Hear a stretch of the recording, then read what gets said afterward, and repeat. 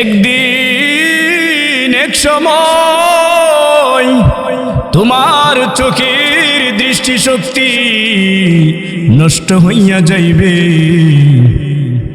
তোমার কানের শ্রবণ শক্তি ধীরে ধীরে নষ্ট হইয়া যাইবে, তোমার কালো দাড়ি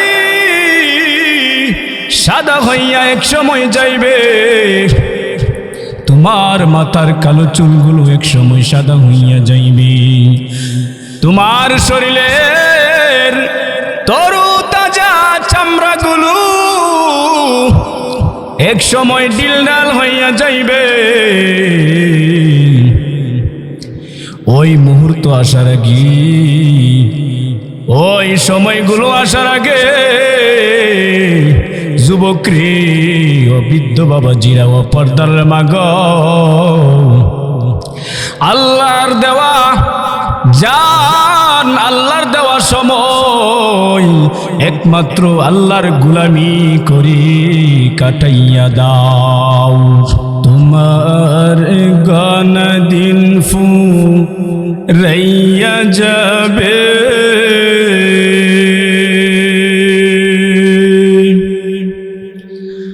যৌবনে লাগবে বাটি,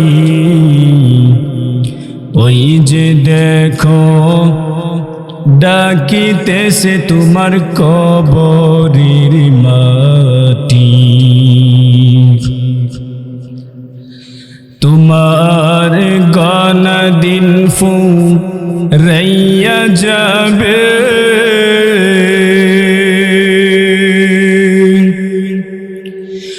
যৌবনে লাগবে বাটি,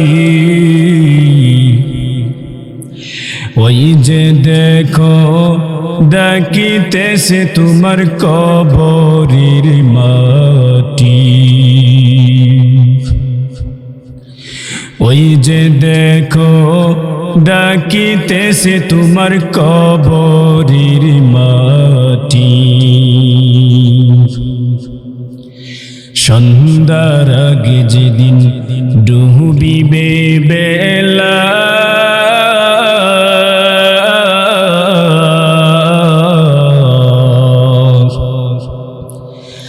এক পলকে ভেঙ্গে যাবে তোমার রঙেরই মেলা,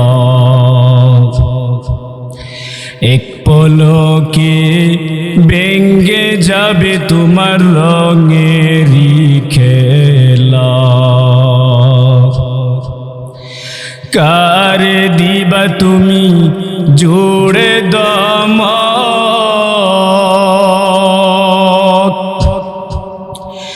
কারে দিবা তুমি জোরে দম, কার মাথাই বাংবালাটি, ওই যে দেখো ডাকিতেছে তোমার কবরের মাটি, তোমার গানা দিন ফু রাইয়া যাবে,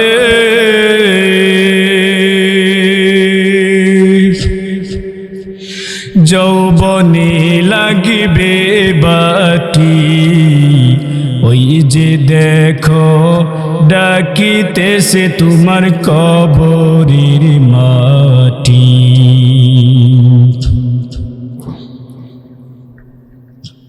মৃত্যুর খবর শুনে আসবে আত্মীয় স্বজন,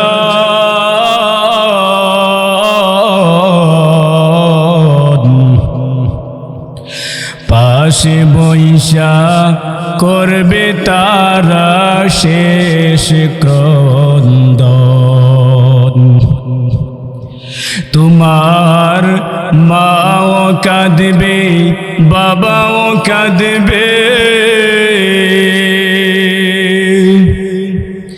তোমার মাও কাঁদবে বাবাও কাঁদবে, কাঁদবে সঙ্গে সাথী, ওই যে দেখো ডাকিতেছে তোমার কবরের মাটি। ওরে যুবক, ও বৃদ্ধ বাবা জিরা রে, ও পদ্মার আম্মা জানেরা গো, আল্লাহ পাকের দেওয়া এই যৌবন একদিন নষ্ট হইয়া যাইবে, একদিন শেষ হইয়া যাইবে। বার্ধক্যের ছাপ শরীরে একদিন পড়বে, এক সময় বার্ধক্যের ছাপ পড়বে। একদিন এক সময় তোমার চোখের দৃষ্টিশক্তি নষ্ট হইয়া যাইবে, তোমার কানের শ্রবণ শক্তি ধীরে ধীরে নষ্ট হইয়া যাইবে, তোমার কালো দাড়ি সাদা হইয়া এক সময় যাইবে, তোমার মাথার কালো চুলগুলো এক সময় সাদা হইয়া যাইবে, তোমার শরীরের তরু তাজা চামড়াগুলো এক সময় ডিলডাল হইয়া যাইবে। ওই মুহূর্ত আসার আগে, ওই সময়গুলো আসার আগে যুবক রে, ও বৃদ্ধ বাবা জিরা, ও পর্দার মা গো, আল্লাহর দেওয়া জান, আল্লাহর দেওয়া সময় একমাত্র আল্লাহর গোলামি করে কাটাইয়া দাও। আল্লাহর নবীর কাছে একজন সাহাবী বহু দূর থেকে আসলো। হাদিসের কিতাবে এসে, মিশকাত শরীফে এসে, লিরাজুলিন ওয়া হুয়া ইয়াইজুহু ইগতানিম খামসান ক্বাবলা খামসিন। নবীজির কাছে একবার একজন ব্যক্তি এসে জিজ্ঞাসা করলো, নবী গো, আমাকে কিছু নসিহত করুন, আমাকে কিছু উপদেশ দেন। আল্লাহর নবী তখন ওই লোকটাকে 5টা উপদেশ দিলেন। নবীজি বলেন, ইগতানিম খামসান ক্বাবলা খামসিন শাবাবাকা ক্বাবলা হারামিক।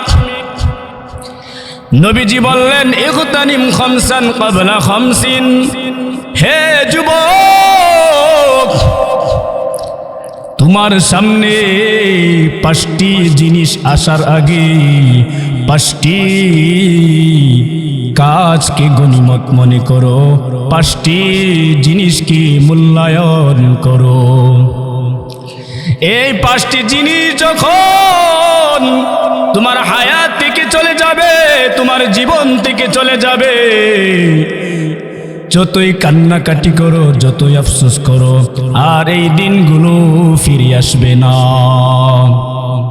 হায়াত থাকতে এই 5টি জিনিসের খুব কদর করো, মূল্যায়ন করো, গনিমত মনে করো। 1 নম্বর হলো শাবাবাকা ক্বাবলা হারামিক, তোমার যৌবনকাল কাজে লাগাও বার্ধক্য আসার আগে। ও যুবক ভাইরা রে আমার, এই যৌবনকাল আল্লাহ পাকের দেওয়া অনেক বড় নিয়ামত, অনেক বড় আমানত। এই যৌবনকাল নয় শুধু আল্লাহ পাকের দেওয়া পুরাটা শরীর আমানত, আমার আপনার মুখ আল্লাহর দেওয়া আমানত, আমার আপনার 2টা চক্ষু আল্লাহ পাকের দেওয়া আমানত, আমার আপনার নাক আল্লাহ পাকের দেওয়া আমানত, আমার আপনার 2টা হাত আল্লাহ পাকের দেওয়া আমানত, আমার আপনার 2টা পা আল্লাহ পাকের দেওয়া আমানত।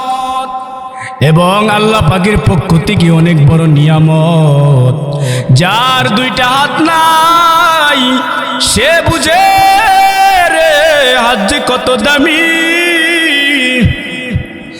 যার দুইটা চক্ষু নাই অন্ধ ব্যক্তি সে বুঝে চোখ যে কতটা দামি। যার দুইটা পা নাই সে বুঝে রে পা যে কত দামি। এভাবে যার শরীরের যে অঙ্গ নাই সেই অঙ্গটা যে কতটা দামি একমাত্র সেই ব্যক্তি বুঝে। যুবক ভাইরে, আজকে আল্লাহ পাকের দেওয়া এই যৌবনের তাড়না, এই যৌবন দিয়া, এই যৌবনের শক্তি দিয়া তুমি কত প্রকারের গুনাহ করতেছো, অহরহ গুনাহের কাজ করতেছো। আল্লাহ পাকের দেওয়া এই দুইটা চক্ষু দিয়া আজকে মোবাইলে কত রকমের নর্তকীর খারাপ গান বাজনা তুমি দেখতেছো, শুনতেছো। আল্লাহ পাকের দেওয়া এই যৌবন, এই যৌবনের শক্তি তুমি জেনার কাজে ব্যয় করতেছো, চুরি ডাকাতির কাজে ব্যয় করতেছো, চিন্তায় খুন খারাপির কাজে ব্যয় করতেছো। ও যুবক ভাইরে, তোমার মতো কত যুবক মাটির কবরে শুয়ে আছি। আমরা তো আলহামদুলিল্লাহ বিভিন্ন জায়গায় সফর করতে হয়, বিভিন্ন জায়গায় যখন আমরা প্রোগ্রামে যাই আল্লাহ পাক রব্বুল আলামিন কবুল করছেন বিদায় বিভিন্ন ময়দানে ওয়াজ করার জন্য যখন যাই, রাস্তা দিয়া যখন গাড়ি নিয়ে যাই দেখি মোটর সাইকেল দিয়া যুবক আসতেছিল রাস্তা দিয়া। ওই যুবক রাস্তাতে অ্যাক্সিডেন্ট হইয়া দুনিয়া থেকে বিদায় নিয়ে গেল। কত যুবক দেখা যায় ঘুমের ঘরে মারা যায়, কত মানুষ দেখা যায় ঘুমের ঘরে মারা যায়। ও যুবক ভাইরে, তোমার থেকে বয়সে কম কত যুবক মাটির কবরে শুইয়া আছে। মাটির কবরে যারা শুইয়া আছে তারা আফসোস করতেছে, যারা গুনাহগার পাপী তারা আফসোস করতেছে। ও আমার বন্ধুরে, কি করলাম দুনিয়ার মূল্যবান হায়াত পাইয়া আল্লাহ পাকের দেওয়া যৌবন দিয়া কেন রে ইবাদত বন্দি করলাম না, কেন রে নামাজ পড়লাম না, কেন রে জিনাহের কাজে নিজের জীবনটাকে ব্যয় করলাম। কবরে গিয়া কত যুবক দেখা যায় আফসোস করতেছে, কিন্তু আমরা শুনি না।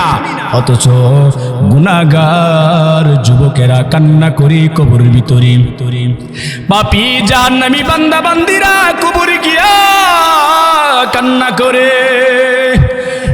কবরে গিয়া কান্না করলে কোনো কাজ হবে না রে যুবক। ও মুরব্বী বাবারা, ও পর্দার মাগো, এই কান্না করার জায়গা হলো দুনিয়া, নেক আমল করার জায়গা হলো দুনিয়া।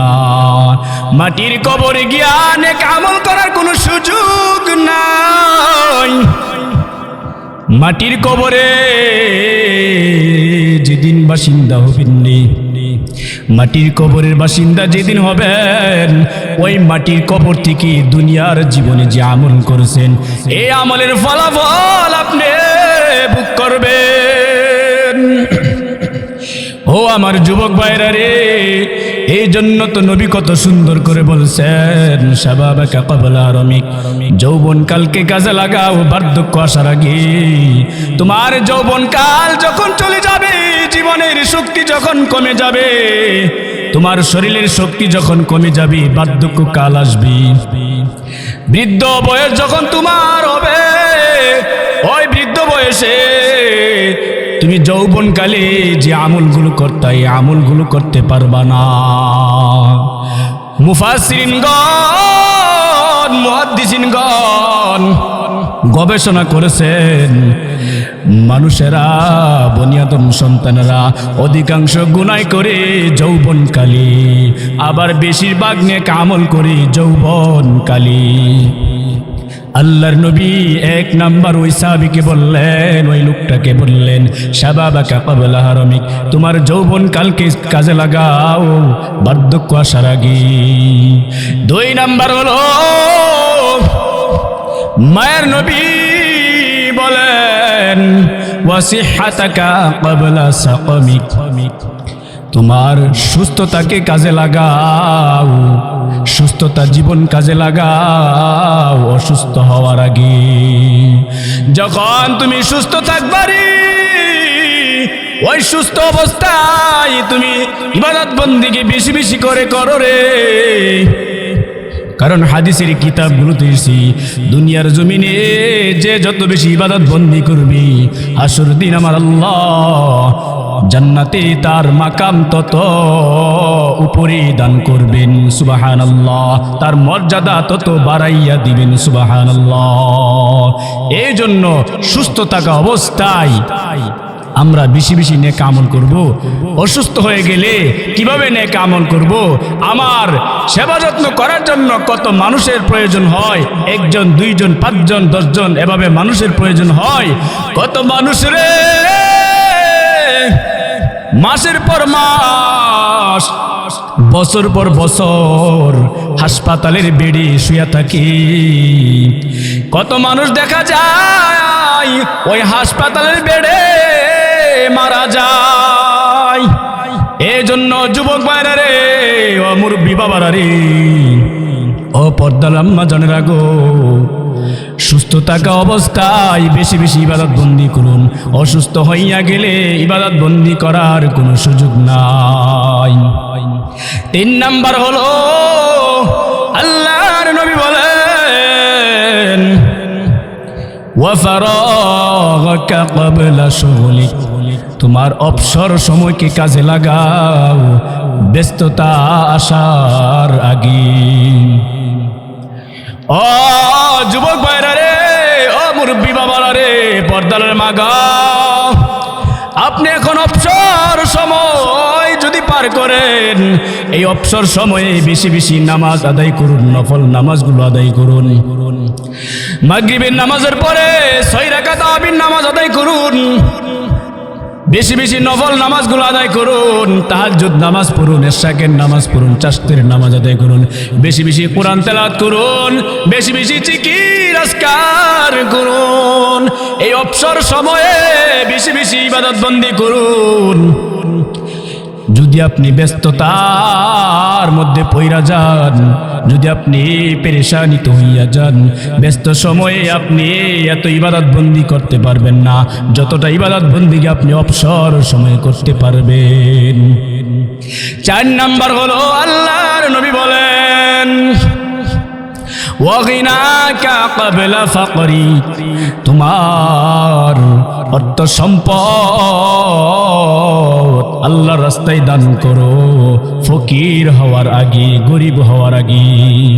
তোমার মাল সম্পদ আল্লাহর রাস্তায় দান করো ফকির হওয়ার আগে। ধন সম্পদকে কাজে লাগাও ফকির হওয়ার আগে। ও যুবক ভাইরা রে, ও মুরব্বী বাবারা রে, পর্দার আম্মা জানেরা গো, আপনার অর্থ সম্পদ আছে, টাকা পয়সা আপনার আছে। এই টাকা পয়সা থাকা অবস্থায় আল্লাহর রাস্তায় দান খায়রাত করুন, মসজিদ মাদ্রাসায় দান খায়রাত করুন, ইয়েতিম মিসকিন অসহায় ব্যক্তিদেরকে দান করুন, অনারী ভিখারি ক্ষুধার্ত ব্যক্তিদের পাশে দাঁড়ান, তাদেরকে খাবার কিনে দেন, তাদেরকে খানা খাওয়ান, তাদেরকে শীতের মৌসুমে শীতের কাপড় চোপড় ক্রয় করে দেন, কম্বল কিনে দেন, লেপ তুষক কিনে দেন, যার বাড়িতে চৌকি নাই চৌকি কিনে দেন।